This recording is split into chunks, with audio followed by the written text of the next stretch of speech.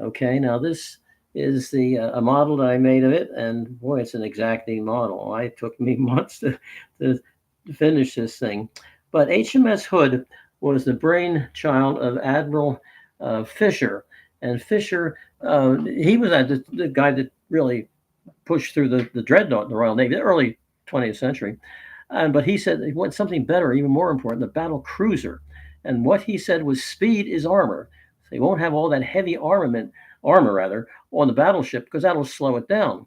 But we will build a ship that has the same kind of guns, the same size as the latest battleship, but it will not need as much armor because it'll be so fast. And one of these battle cruisers was HMS Hood, and you can see the large guns on it. It looks just like a battleship, but the thing is, it didn't have nearly as much armor protection against heavy shells. And because, as Admiral Fisher said, well, speed is armor. Well, along comes World War One, and the Battle of Jutland. And the British have built already about 6 battle cruisers, and 3 of them blew up at the Battle of Jutland.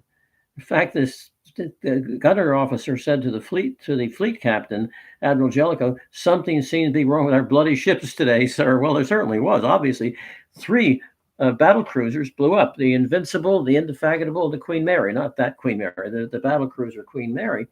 And to make it a little more galling, a lot more galling, no German battle cruisers. I mean, the Germans were doing it too. No German battle cruisers blew up. They were hit, and then some were some severe hits. So one of them, just the sidelets, they almost sank, but it didn't blow up. Well, I guess the argument being that, well, if we lost 3 battle cruisers at Jutland, let's build another one. So they built the one called HMS Hood. Now, there's an interesting or intriguing fact about this.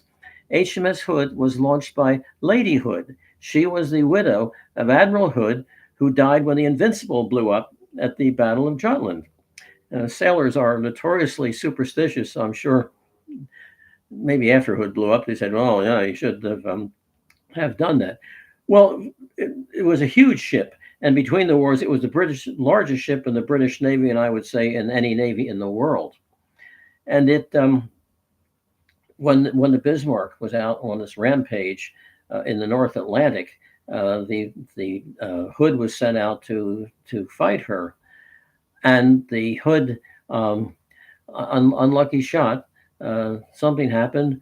The shell came in from either from the Bismarck or its companion ship, the cruiser Prince Eugen, and it hit presumably a powder magazine, and the Hood blew up.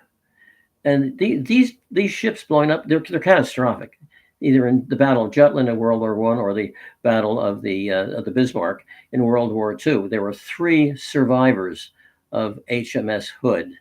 Do you ever see the movie Sink the Bismarck? And they have the Hood. They said the Hood is gone, like it's gone, just blew up. And Churchill said he was never so depressed in the war when he heard the news that the Hood is gone. It was kind of a symbol of Britain, the biggest warship in the world, and now just to be just wiped out. And of course, as you know, the Bismarck was eventually caught and destroyed. But it took I think there are 4 British battleships there, not to mention a host of other cruisers and destroyers, and of course the Fleet Air Arm, which went in with the so-called string bags, these biplane torpedo bombers, and managed to knock out the steering mechanism in the Bismarck, was kind of a design fault because there's that rudder just hanging there, and then all it do is go around in circles and then prepare to dive for the Fuhrer. But the Bismarck, I'm sorry, the Hood was probably still the biggest single warship disaster in modern history. So I'll just show you another little picture of HMS Hood at the time of the Battle of the Bismarck, sinking the Bismarck episode. So you can see this. This is a big ship. So just want to talk about that, and and of course the weird coincidence that the Lady Hood launched the Hood. Interesting that the idea did not die. I mean, you think, well, they're blowing up all over the place. So But the United States began, well, maybe we should build them too. And Roosevelt, Franklin Roosevelt, was a real Navy man. And he got involved. They said, we ought to build sort of these light battleships. And we built, I think three were actually christened, the Alaska, the Guam, and the Hawaii, and they were like miniature battleships. But the Navy didn't like them. They said, "Look, you either make a cruiser or you make a battleship. We don't want in between." And these three, there was, I think, five were laid down, but only three were completed.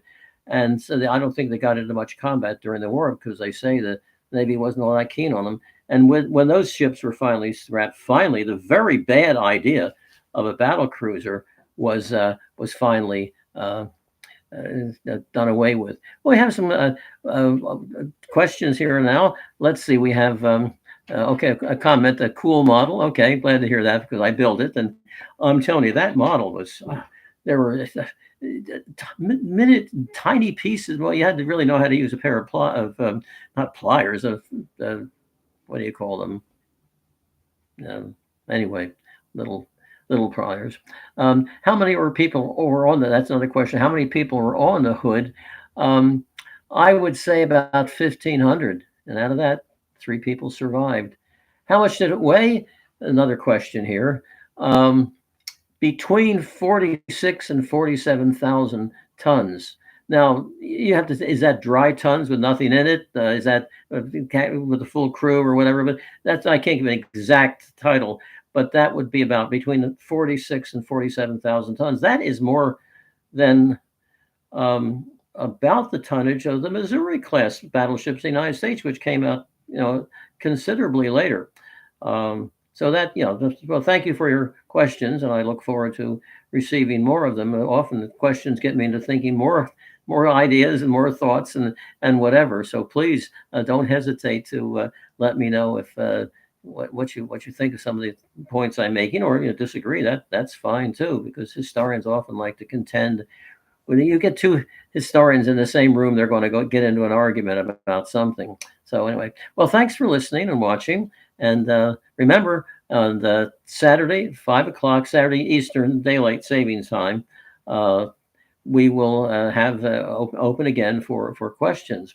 I look forward to hearing from you then. Thank you very much for listening to Stan the History Man dealing with HMS Hood.